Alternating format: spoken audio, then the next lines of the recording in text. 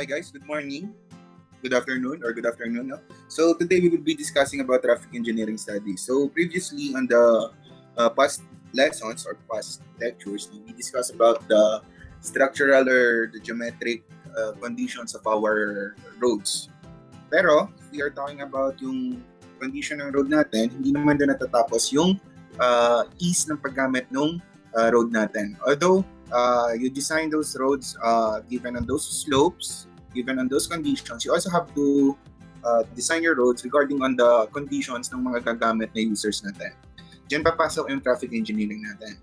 And when we talk about traffic engineering, okay, we have to study the different parameters that are involved in making decisions for our, not only for our road safety, but also for the efficiency of our roads. Okay, so ano yung mga inaaral sa traffic engineering studies? Sa traffic engineering studies natin, no, ang four major factors na inaaral natin is yung volume, yung speed, yung travel time, and of course yung parking. No? So throughout this module, we will be discussing yung different and yung basic na ginagawa dun sa apat na studies na yun. So why do we act? Let's first know kung bakit kailangan natin ng traffic engineering studies. Okay? Sabi, the availability of highway transportation has provided several advantages that contribute to a high standard of living. However, several problems related to the highway mode of transportation exist. These problems include highway-related crashes, parking difficulties, congestion, and delays. So, in this module, we would try to see to it how we can apply these traffic engineering studies in order for us to give solution to those following problems. So ano yung mga yon? Yung crashes, parking difficulties, congestion, and delay. So saan ba papasok tong crashes? So tong crashes, papasok yan sa normally sa speed ng mga sasakyan. Sa previous lectures natin, doon natin nakita yung other possible cause ng crashes, which is yung mga blind spots and yung inefficient slopes natin. Dito, we would be focusing more on the speed of ng mga dadaan dun sa road natin. Okay? We actually, di naman we do not care about the geometric feature of our road, pero we would be focusing more on the actual data ng mga dumadaan dun sa kalsada natin. Parking difficulties, we would be discussing yung number of parking spaces na kailangan natin. Congestion, we would be discussing about the volume. When we study volume, doon natin makikita kung bakit nagkakameron ng congestion. Okay? And of course, delay. If you have congestion, you also have delay. So, when we talk about delay, later on, we would be discussing kung anong ibig sabihin ng delay na yun in terms of travel time. Okay? Next is, sabi dito, to reduce the negative impact of highways, it is necessary to adequately collect information that describes the extent of the problems and identify their locations.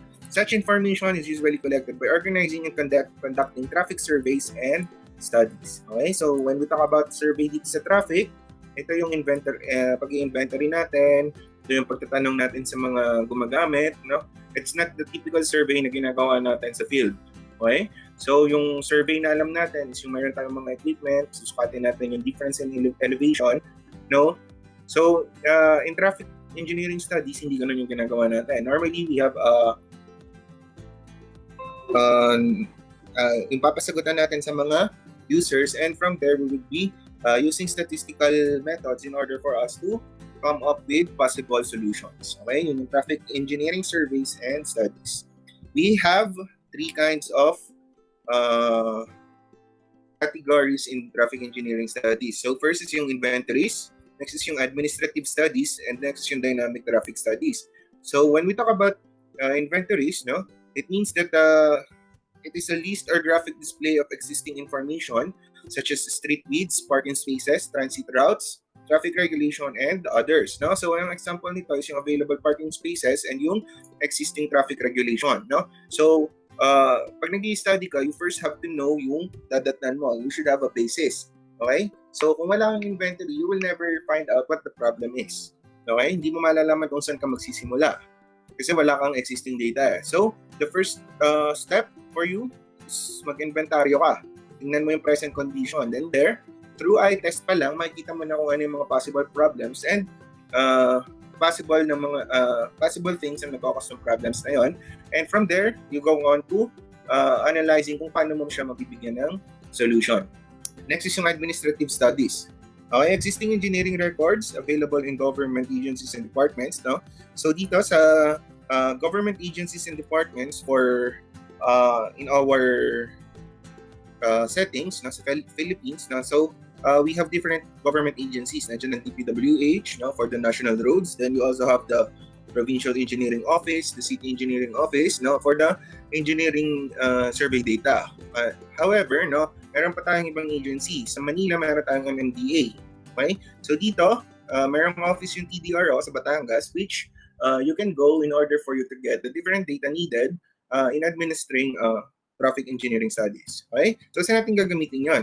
So this information is used to prepare an inventory of relevant data. Administrative studies include the results of surveys, which may involve field measurements and or aerial photography. Okay, last is the dynamic traffic studies. Okay, it involves the collection of data under operational conditions and includes studies of speed, traffic volume, travel time and delay, parking, and crashes. So, dito napapasok yung mga aaralin natin sa module na to, sa dynamic traffic studies. Although basic lang, pero it will give you background on how and why we do those things. Okay? Since dynamic studies are carried out with traffic engineer to evaluate current conditions and develop solutions. Okay?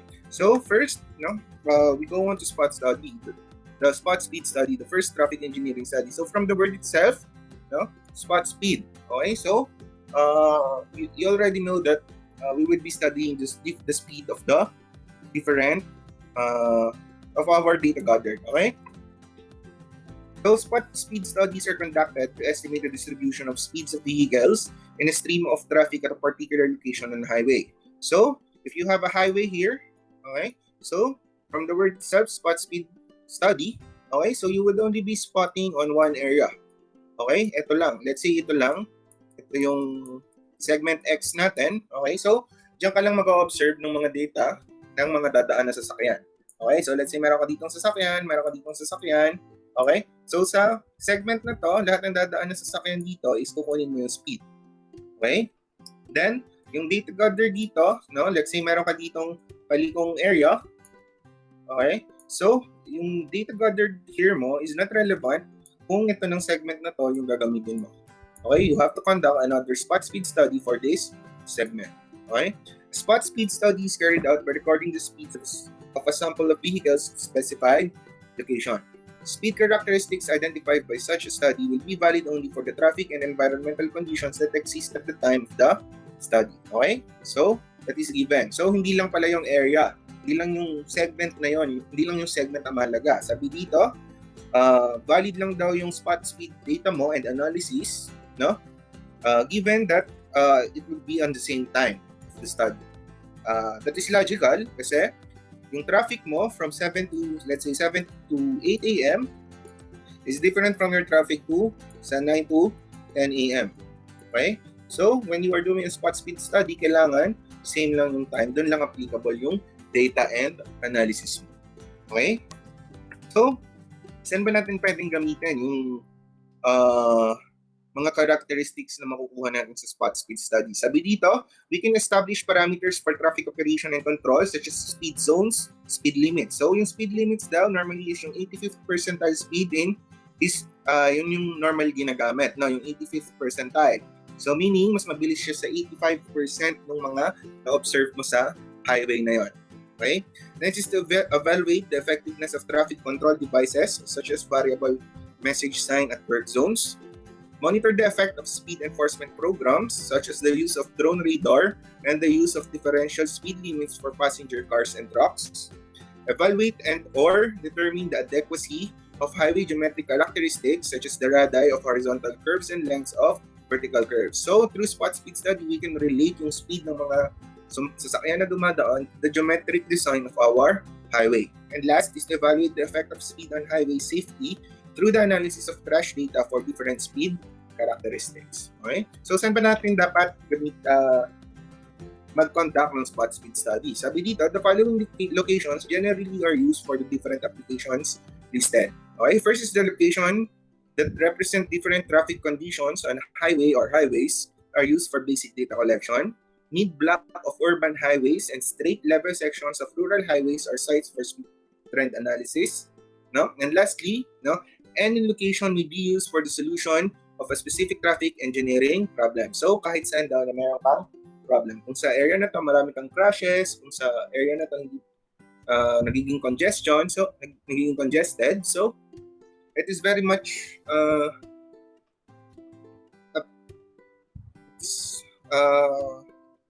conducting spot speed study is advised. Okay? Or pwede kang mag-spot speed study sa mga area na yun. Okay? So, ito naman yung mga significant values that are needed to describe the spot speed's characteristic. No? So, first is yung average speed, which is the arithmetic mean of all observed vehicle speeds. Okay? So, it is given by this formula. Okay? So, kung makikita nyo, hindi lang siya summation of n over total number of n. Okay? So, when we are discussing about traffic engineering study or in particular yung spot speed study, kailangan natin silang i-group muna bago natin sila i-analyze. Kasi iba-iba yan eh. So, iba-iba naman yung speed ng dumadaan na sasakyan. So, kailangan natin i-group sila. Okay? So, later makikita natin. Okay? Next is the median speed, which is the speed at the middle value in a series of spot speeds that are arranged in ascending order. 50% of the speed values will be greater than the median, 50% will be less than the median. So in Tagalog, median speed yung nasa gitna. Okay? Next is the modal speed. Modal speed, which is the speed value that occurs most frequent in sample of spot speeds, no? The ith percentile or the nth percentile spot speed, no? Which is the spot speed value below which I represent of the vehicle to travel. Okay? Next is the pace, which is the range of speed usually taken at 10 miles per hour or 10 kilometers per hour interval. Okay, so siya yung may pinakamaraming frequency na mayroong difference of 10 miles. So makikita natin yun sa different graphs na gagawin natin mamaya. Okay? And lastly is the standard deviation of speed, no? Which is the measure of the spread of individuals with the speed. It is estimated as this value, no? So I think encounter nyo na yung standard deviation, itong mga mode, average, median on your statistical engineering. Okay, and we will just apply it here in our traffic engineering, okay, or highway engineering. Okay, so these are the two different apparatus pwede ka na use in gathering data. So ito, kung makikita nyo, normally ito yung this is perpendicular to your highway, no? So lahat ng dadaan sa area na to, makukuha na to. Ito yung device mo. Ito yung blow-up detail niya. So, lahat ng dadaan dyan sa segment na to, makukuha yung speed through this monitor. Okay? So, anong difference niya dito? So, nasan ba normally yung mga traffic lights? So, kung ito yung highway mo, yan, kung yan yung highway mo, so, nasan ang traffic lights normally dyan? So, ang traffic lights mo normally, dito nakalagay. Okay? So, somewhere here yung traffic light. Okay? So, yung device mo naman is nandito. So, ang nare-record niya, is yung mga sasakyan na dumadaan dito. Okay? It has some area na kaya niyang i-cover na lahat ng dadaan dyan makukuha niya. So, the same na yung magiging result niyan. It's just kung ano yung mas magiging efficient and easier for you to get the necessary data. Okay? So, let's try this. No? The table shows data gathered during a spot speed study. Develop the frequency histogram and the frequency distribution of the data and determine the arithmetic speed, the standard deviation, the median speed, the pace, the mode or modal speed, and the 85th percentile speed. So we have 86 observations. Okay?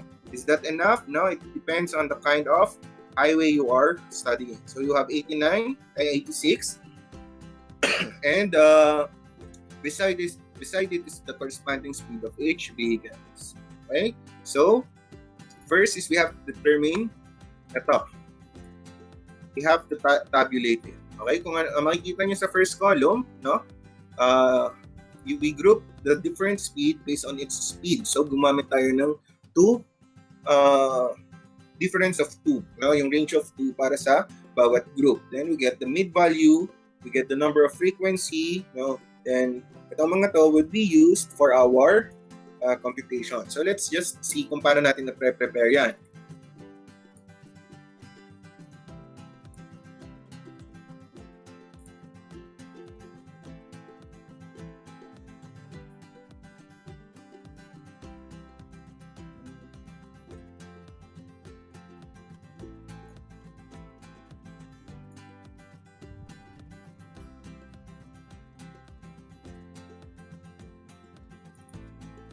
Okay, so hindi ko pala magpapunta. So, itong mga to, okay?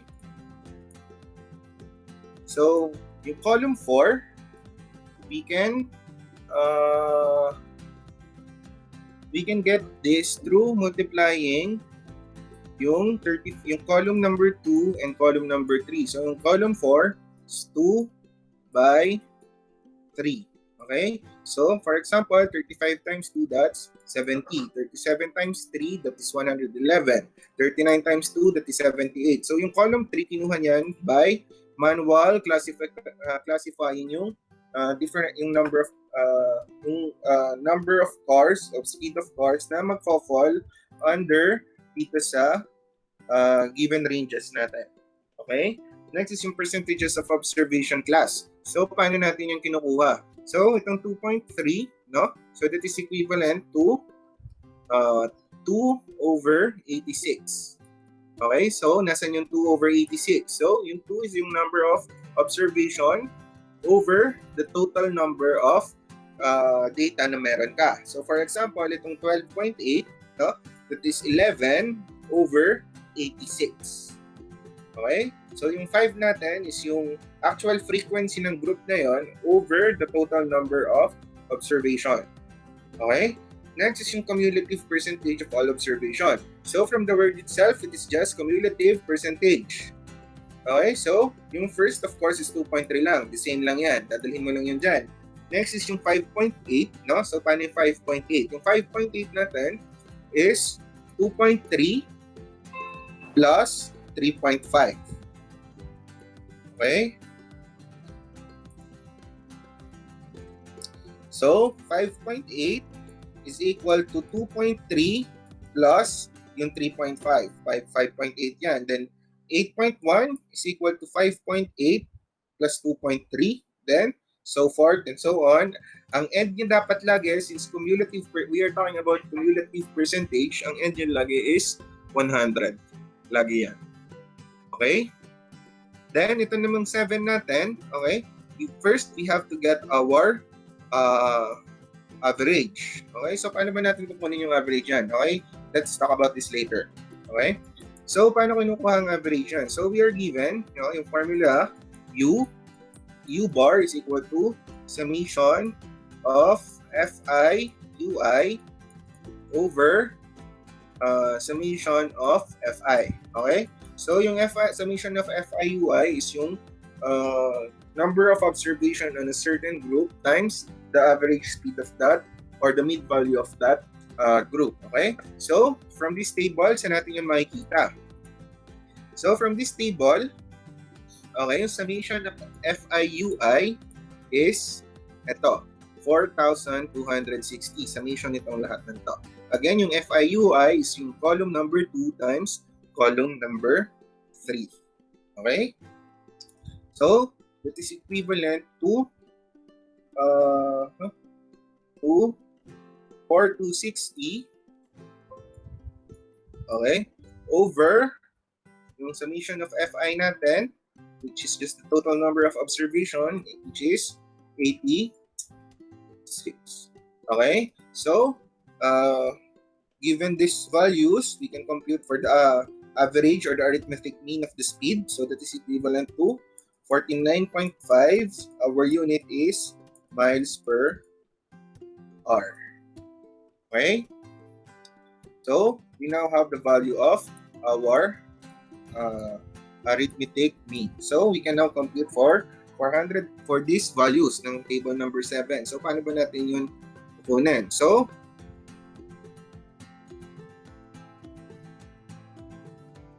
for example, itong 420.5,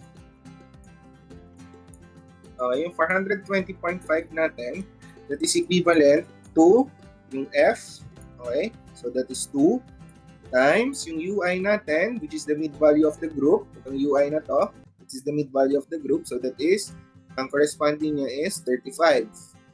Okay? Then, minus our arithmetic mean, which is 49.5. Okay?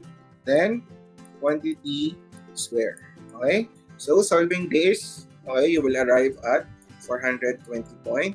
Okay? So, that is how you compute column number 7. Okay, when you already have computed column number 7, we can now compute for standard deviation. So, standard deviation, okay, S is equal to the square root of summation of Fi times Ui minus the arithmetic quantity square over n minus 1. Okay, naka-square root lahat yan. So, we already have yung numerator natin. So, that is equivalent to 3,632. Okay, so this is equal to the square root of 3,632. Okay, minus, over n minus 1. So, that is 86 minus 1. Okay, so, ang sagot natin dito is 4 is 6 plus minus 6.5 miles per hour. Okay? So, meaning 6.5 miles per hour yung pwedeng maging bagal at maging bilis ng isang sasakyan na dumadaan sa highway na yon. Okay? So, next is yung pace natin. So, through Excel, pwede natin ma-generate yung mga graph na to. I'll just provide another video for that. Okay? So, for now lang, let's just stick with this empirical graph. Okay? So, itong first graph on your left, no? Ang sabi is frequency distribution. So, it is the vehicle speed and the percentage of frequency. So, that is yung class mid value nyo versus yung percentage of frequency. Ito yan. So, through that, dyan mo makukuha yung pace. So, anong sabi natin sa pace? So, yung pace natin is yung highest 10 miles difference na pinakamaraming frequency. So, eto yan. So, bakit yan? So, from here up to here, okay, meron kang mga speed na nandyan. So, meaning, karamihan ng mga dumaan sa kalsada na yon, sa isang kalsada na yon is naglalaro lang sa speed na yan. Okay? So, ang pace mo dyan is 45, okay? Assuming this is 45 to 55 miles per hour. Okay? Next is yung median speed. Okay? Median speed, ang definition natin is the 50th percentile. Nasaan ba yung 50th percentile? So, ito yung 50th percentile natin. No? Ano naman tong graph na to? Okay? So, itong graph na to is yung cumulative distribution natin. Okay? So, that is yung column 6, which is the cumulative percentage of all observation, and the class mid value speed. Okay? So, makikita nyo 100% yung dulo niya. Okay? So, from here, we can get the median speed and the 85th percentile. Okay? So, yung 50th yung median speed natin is yung 50th percentile. So, ito siya. So, that is around 49 miles per hour. And yung 85th percentile natin is around 54 miles per hour. So, meaning, kung maglalagay ka ng traffic ng maximum speed dun sa segment na pinag-observan mo dito, dapat is 54 miles per hour. Okay? And lastly, yung mode mo, no? Yung mode is yung pinakamaraming observation. Okay? So, saan ka titingin doon pag you are determining the mode or the most frequent observation? Okay? If you are looking for that, no, you have to look for column number 3 versus column number 2. Okay? Kung alin dito, yung may pinakamaraming observation, yung corresponding class mid value niya, class mid value speed, yun yung mode mo. So, in this case, no, 18 yung pinakamaraming observation mo. So, the corresponding speed is 49. So, therefore, the mode of your analysis of your spot speed study is 49 miles per hour. Okay? So, I'll just show you another video lecture kung paano natin makukuha itong histogram, itong frequency distribution, and itong cumulative distribution. Okay? So, for now, that is your spot speed study. Okay? Let's now move to the volume study. So, when we talk about volume study, these are conducted to collect data on the number of vehicles and or pedestrians that pass a point on a highway facility during a specified time period. A spot speed study is carried out by recording the speeds of a sample of a vehicle at a specified location. Okay? So, yung volume study, no, time period varies from as little as 15 minutes to as much as a year, depending on the anticipated use of the data. Of course, kung mas malaking project mo, you need larger and more accurate observation. So, in statistics, paano natin make sure na mas accurate or mas dependable yung data natin? So, kailangan mas marami tayong observation. Kaya ka umaabot sa isang taon na pagkuha ng volume sa isang lugar na yun. Okay?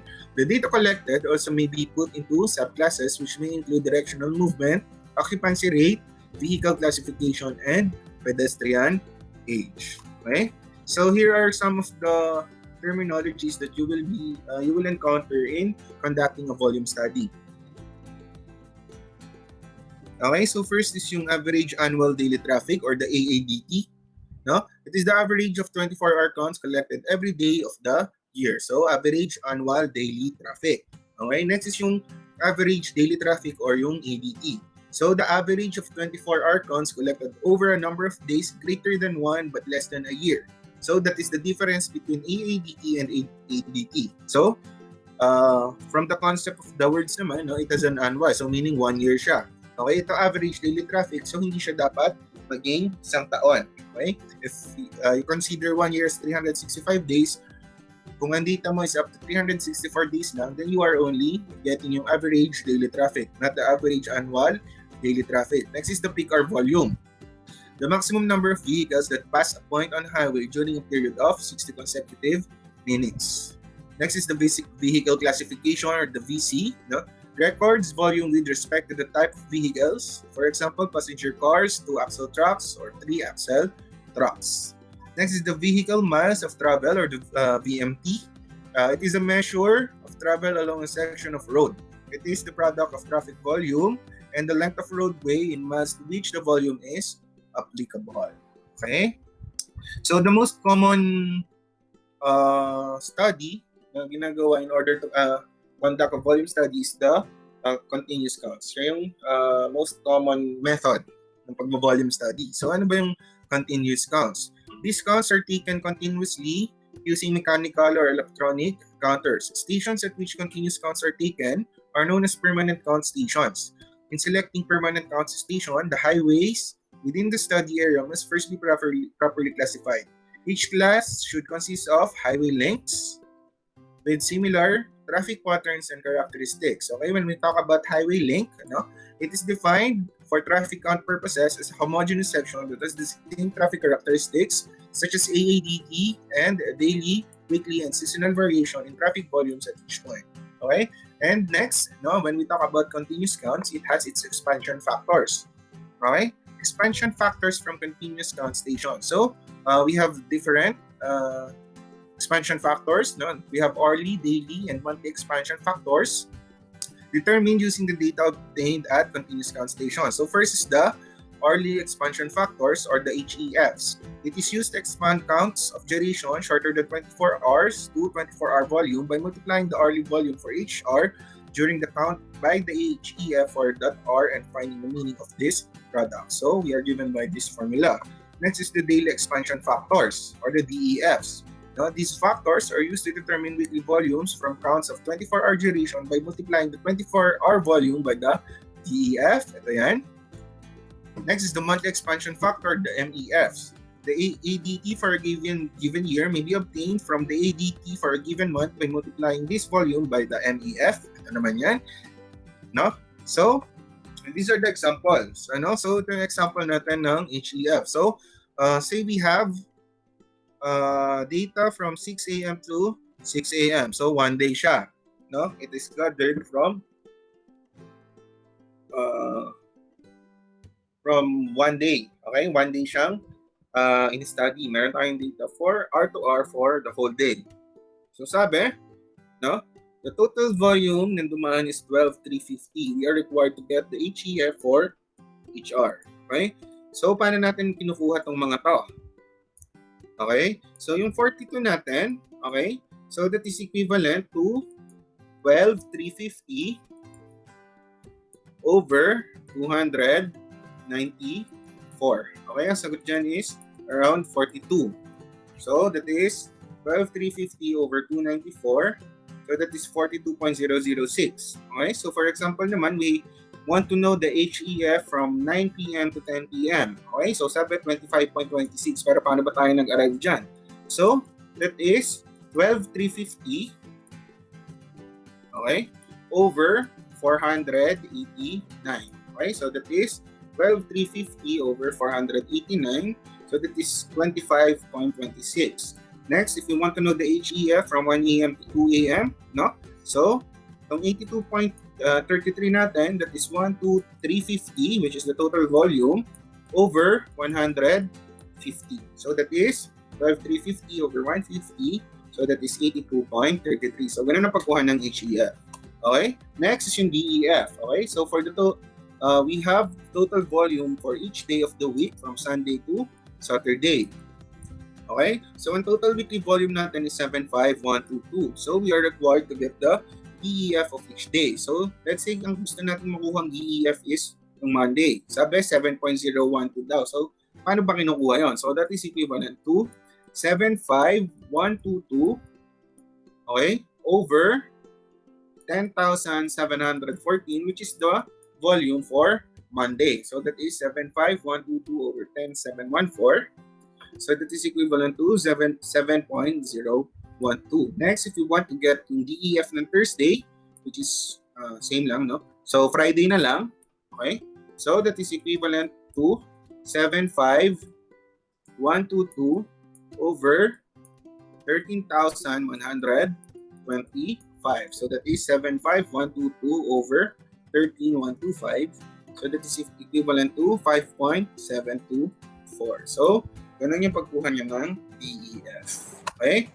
Next is yung sa MEF naman, or monthly expansion factors. So this one is different from the previous two kasi meron ka na dito is average daily traffic and kukuha naman yung monthly expansion factor. So ang gagawin mo dyan, no? So total mo siya 28,450.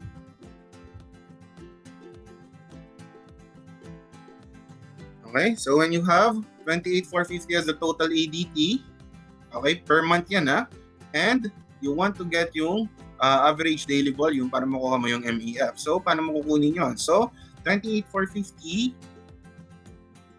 okay, so 28,450 over 12. Since we have 12 months in 1 year, so you would get approximately 2,370 as the mean average daily volume. Okay? Itong mean average daily volume, ang gagamitin natin sa pagkuha ng MEF. So, paano natin kukunin yon? So, itong 1.756, okay? So, this is equivalent to 2,370 over 1,350. Okay? Itong, let's say, sa September, we want to get the MEF of September. So, that is 2,370 over 3,750. Okay, so you would get 0.632. Okay, so let's try to apply that here. Sabi, a traffic engineer urgently needs to determine the AADT on a rural primary road that has the volume distribution characteristics shown in the previous tables. Okay, so ano yung previous tables? Ito yung mga yan. Okay, yan, tatlong yan. Sabi, data shown below was gathered on a Tuesday during the month of May. Determine the AADT of the road. Okay, so paano mo yan? Didiskartehan. So first, you have to estimate the 24-hour volume for Tuesday using the factors given in the HEF, given on our first table na binigay, which is ito. Okay? So, ito yung gagamitin natin muna. Okay, so sabi we have 7 a.m. to 12 noon. Okay, so let's get the HEF from 7 a.m. Okay, from 7 a.m. to 12 noon, which is itong limang ito. Okay, so we multiply yung corresponding volume niya dito sa HEF and we divide it by 5, then makukuha na natin yung 24-hour volume for a Tuesday. So, using HEF muna tayo. So, itong 400, no, that is 29 yung 7 to 8 a.m. For 8 to 9 a.m. is 22.05. For 9 to 10 a.m., that is 18.8. For 10 to 11, that is 17.1. And for 11 to 12, that is 18.52. So that is 400 times 29. Okay?